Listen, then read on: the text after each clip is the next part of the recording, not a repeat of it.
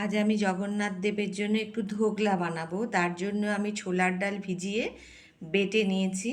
তার মধ্যে কাঁচা লঙ্কা, নুন, হলুদ, মিষ্টি এবং একটু হিং দিয়ে আমি এটাকে নাড়াচাড়া করে বেশ করে 15 মিনিট মতন এটাকে ঢাকা দিয়ে রেখে দিলাম।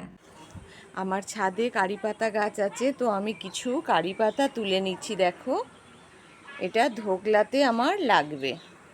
তো আমি দেখো কারি পাতা, সর্ষে আর কাঁচা লঙ্কা ভাজা ভাজা করেছি সাদা তেল দিয়ে দিয়ে জল ঢেলে দিয়েছি।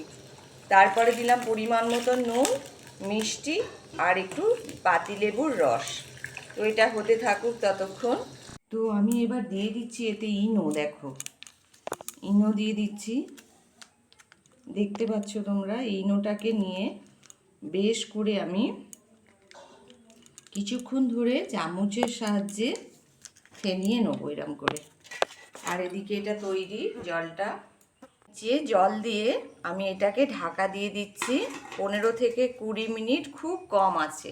ঠান্ডা করে নিয়েছি আমি। নেওয়ার পরে আমি এগুলোকে কেটে পিস করে নিয়েছি। কতটা স্পঞ্জি হয়েছে দেখো, খুব সুন্দরভাবে এটা স্পঞ্জি হয়েছে। দেখো, দেখতেই পাচ্ছ তোমরা, দেখেছো?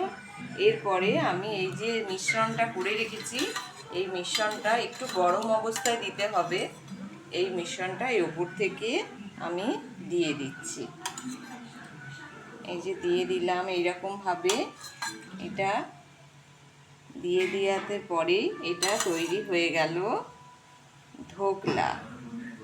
তো আজ জগন্নাথ দেবের জন্য ধোকলা তৈরি। যে মিশ্রণটা আমি তৈরি করে রেখেছিলাম সেই মিশ্রণটা আমি ওপর থেকে দিয়ে দিলাম। ওপর থেকে দিয়ে দেওয়ার পরে দেখো এটা কত সুন্দরভাবে,